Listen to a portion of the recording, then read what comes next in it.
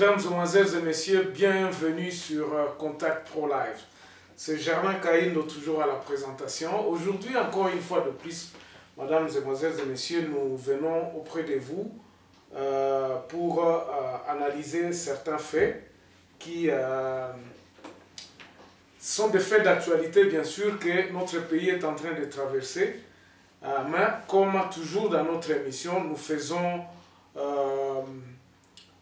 essayons de voir notre constitution, donc l'actualité sur l'angle de notre constitution. Donc nous recherchons ce qui se passe, qu'est-ce que nous vivons, comment la conduite de notre État, et comparativement aux textes qui nous régissent, aux textes qui sont le sous-bassement même, où est Tassi, où est la racine de notre pays, donc, qui est notre constitution qui a été modifiée en 2011. Alors, l'actualité aujourd'hui, c'est le coronavirus. Donc, la planète est menacée par cette pandémie que tout le monde, qui était d'abord une épidémie, a commencé en Chine, et puis ça s'est répandu. Nous sommes touchés. Aujourd'hui, nous sommes ici en République démocratique du Congo, nous tendons vers 200 cas confirmés de cette pandémie. Quand nous regardons ce qui se passe en France, ce qui se passe en Chine, partout en Amérique, ça nous fait un peu des frissons à voir comment les gens sont en train de mourir.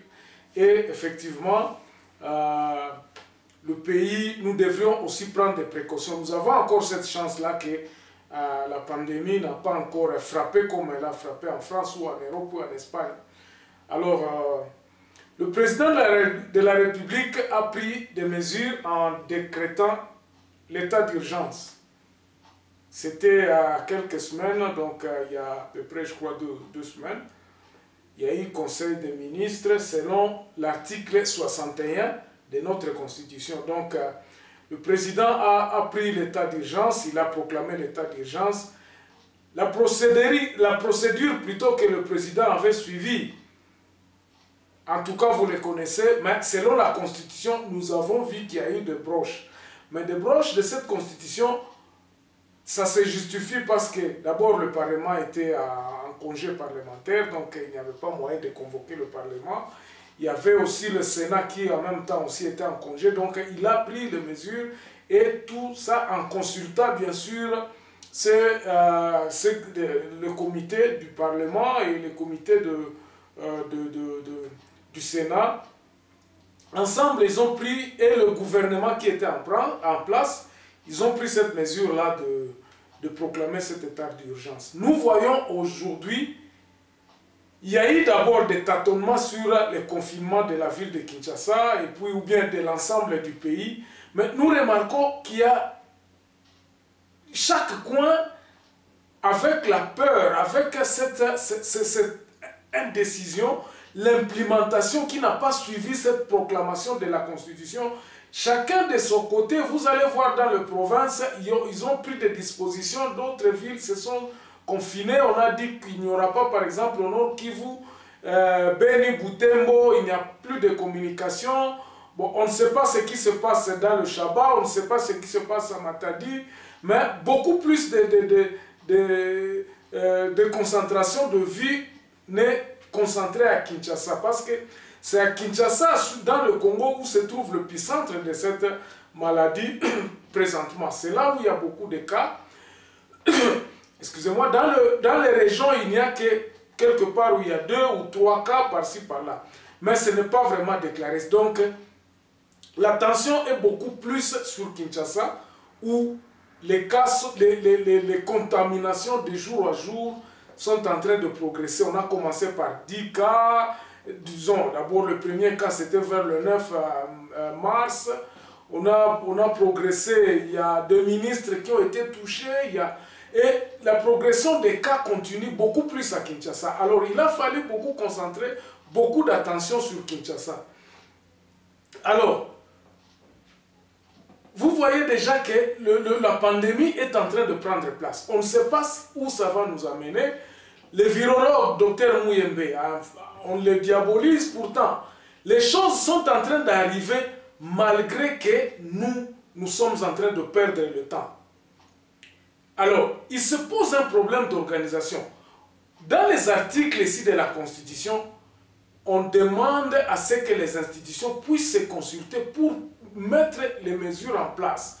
On voit trop de cacophonie, on voit trop de désorganisation de la mise en application de cette constitution, donc la mise en application de ce confinement. Le confinement est parmi les mesures à prendre, les mesures à stopper cette pandémie. Donc, ces mesures-là ont fait preuve ailleurs, en Europe, quelque part en Chine. On a stoppé le mouvement des voyageurs. Ainsi, le Congo aussi, le président de la République a proclamé l'état d'urgence, mais ce qui a manqué, et c'est ce que nous dénonçons aujourd'hui, les mesures d'application ne sont pas. Et c'est là où l'amateurisme se fait. On voit maintenant que la Constitution ici, on proclame, mais on ne suit pas. Le fait sur terrain ne se manifeste pas. On ne sait pas maintenant qu'adviendra. Comment est-ce qu'on va gérer maintenant le pays dans cet état d'urgence? Quelles sont les mesures à prendre? Bien sûr que l'OMS a dit que non, voici comment est-ce que nous pouvons arrêter cette pandémie, donc le lavage de mains et toutes les mesures qui s'en suivent.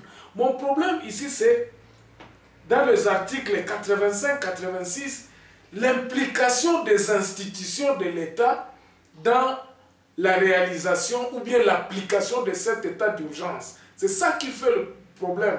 Donc la Constitution est bien dit, mais les institutions ne suivent pas. On voit le gouverneur et la police qui sont prêts à se donner des coups, on ne sait pas finalement qui dirige. Et pendant ce temps-là, cette maladie ne pardonne pas, elle est en train de progresser petit à petit. On a refusé aux gens de faire des rassemblements, mais les rassemblements sont provoqués par le tâtonnement des dirigeants qui ne savent pas exactement quoi faire. Et c'est là de voir effectivement que le pays est mal dirigé, le pays n'a pas de plan.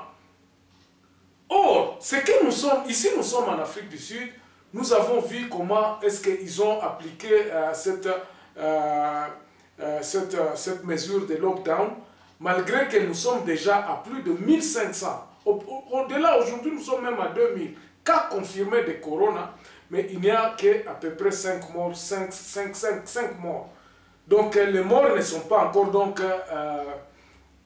il n'y a pas encore beaucoup. Mais, quand vous regardez les statistiques, chez nous, le Congo, il y a à peu près 200 cas, il y a à peu près 18 morts déjà.